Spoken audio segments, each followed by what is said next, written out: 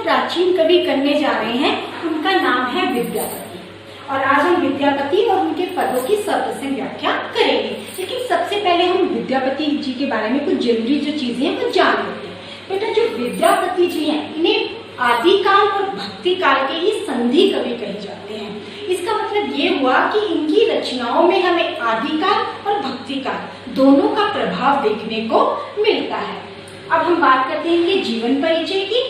इनका जन्म सन 1380 ईस्वी में मधुबनी, जो आज आधुनिक बिहार है, उसके बिस्पी नामक गांव में हुआ था। और मिथिला नरेश राजा शिव सिंह के ये अभिन्न मित्र, राजकवि और सलाहकार थे। बेटा, इनके जन्म को लेकर हमारे पास कोई प्रमाण तो उपलब्ध नहीं है, लेकिन उनके रचनाकाल और उनके आश्रयदाता के राज्य काल के अनुसंधान के आधार पर हमने उनके जन्म और मृत्यु का पता लगा लिया है। ठीक है, इनका जन्म 1380 में हुआ था।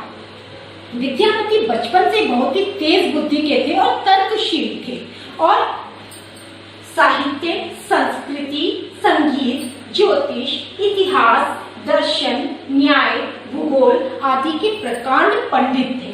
और उन्होंने संस्कृत, अवहट जिसे हम अपभ्रंश कहते हैं, और मैथिली, इन तीनों भाषाओं में उन्होंने रचनाएं अपनी लिखी है।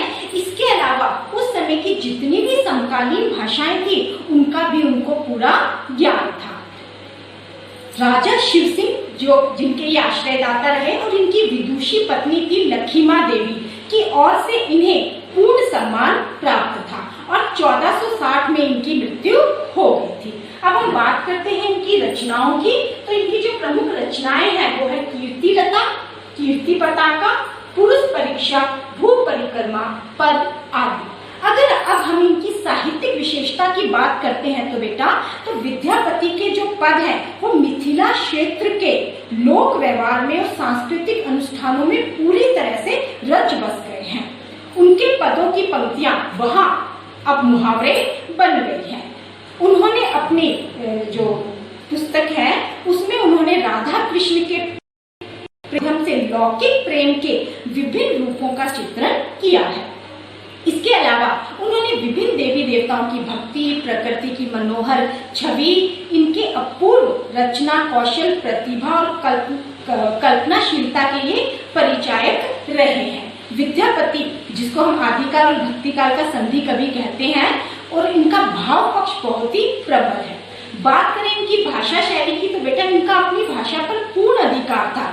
उनकी जो भाषा थी वो जनमानस थी, और उन्होंने संस्कृत के जो कठिन जो शब्द थे उनके स्थान पर उन्होंने देसी शब्दों का प्रयोग किया है। उन्होंने कभी भी कटु शब्दों का प्रयोग नहीं किया।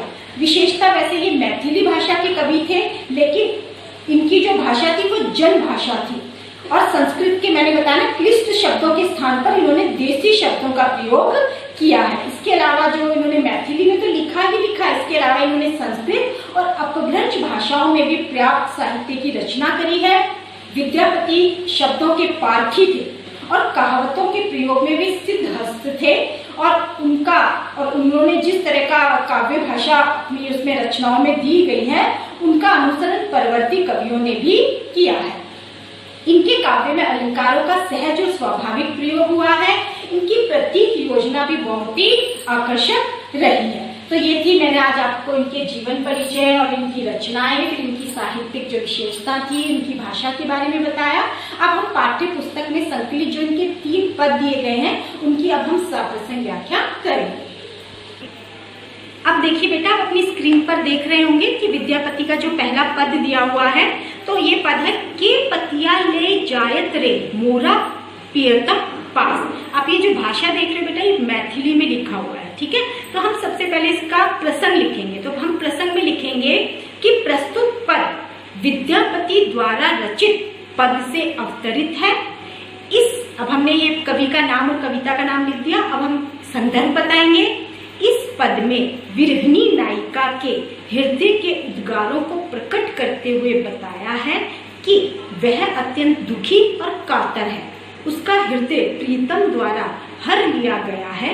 उसका प्रियतम गोकुल छोड़कर मधुपुर यानी कि मथुरा जा बसा है, और कवि ने उसके कार्तिक मास में लौट आने की संभावना प्रकट की है। तो ये था प्रसंग। अब हम इसकी व्याख्या करते हैं बेटा।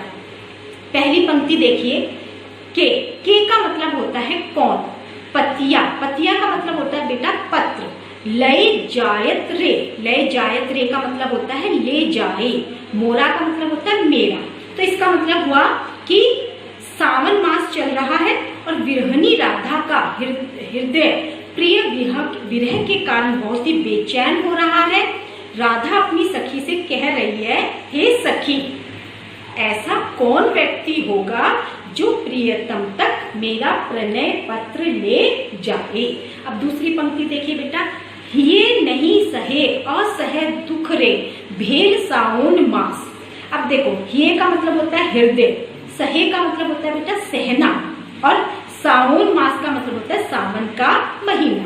अब वो कह रही है कि मेरे हृदय से प्रिय के विरह का असहनीय दुख झेला नहीं जा रहा है, यानी इस सावन के महीने में मेरे से यह दुख नहीं झेला जा रहा है। तीसरी पंक्ति देखिए, एक सरी भवन पिया बिनु रे मोही रहलो ना जाए। एक सरी का मतलब होता है बेटा अकेली, और पिया का मतलब होता है प्रियतम, और रहलो का मतलब होता है रह सकना। अब वो कह रही है, वह कहती है कि प्रियतम के अभाव में मुझसे अकेले इस घर में रहा नहीं जा रहा है, मुझे प्रियतम का अभाव बहुत दुख दे रहा है।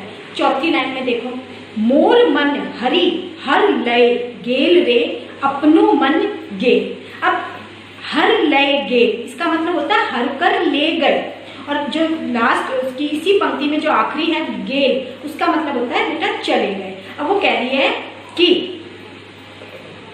हे सखी, ऐसा कौन व्यक्ति होगा जो दूसरों के कठोर दुख पर विश्वास कर सके।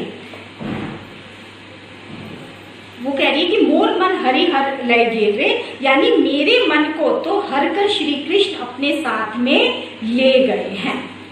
फिर से देखिए बेटा, मोर मन हरि हर लय गैल रे अपनो मन गेल। वो कह रहे कि मेरे मन को हरि कृष्ण हर कर अपने साथ ले गए हैं। गोकुल तेजी, अगली पंक्ति में देखिए, गोकुल तेजी मधुपुर बसरे कन अपजस ले। तेजी का मतलब होता है छोड़कर, और मधुपुर का मतलब होता है बेटा मथुरा, और अपजस का मतलब होता है अपयश। और वो कह रही है कि वे गोकुल छोड़कर मधुपुर यानी कि मथुरा में जा बसे, अब उनका ध्यान मेरी ओर नहीं रहा, इस प्रकार उन्होंने बहुत अपयश ले लिया है। विद्यापति कवि गाओल रे धनी धरुमन आस, आस का मतलब होता है बेटा विश्वास। अब विद्यापति जी उस विरहनी नायिका को सांत्वना देते हुए क्या कह रहे हैं कि हे सुंदरी, कि तुम धैर्य रखो, आओ तोर मन भावन रे एही कार्तिक मास। अब वो उसको आशा दिला रहे हैं कि धैर्य की, हे सुंदरी धैर्य रखो, तुम्हारा प्रियतम कार्तिक मास में अवश्य लौट आएगा।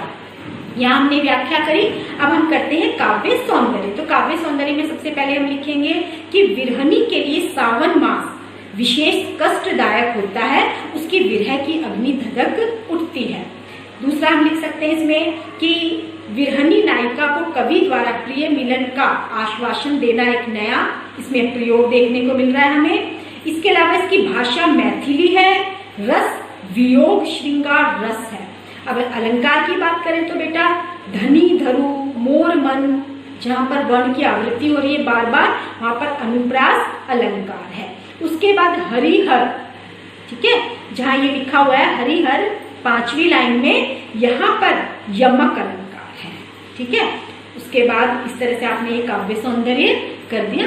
धन्यवाद।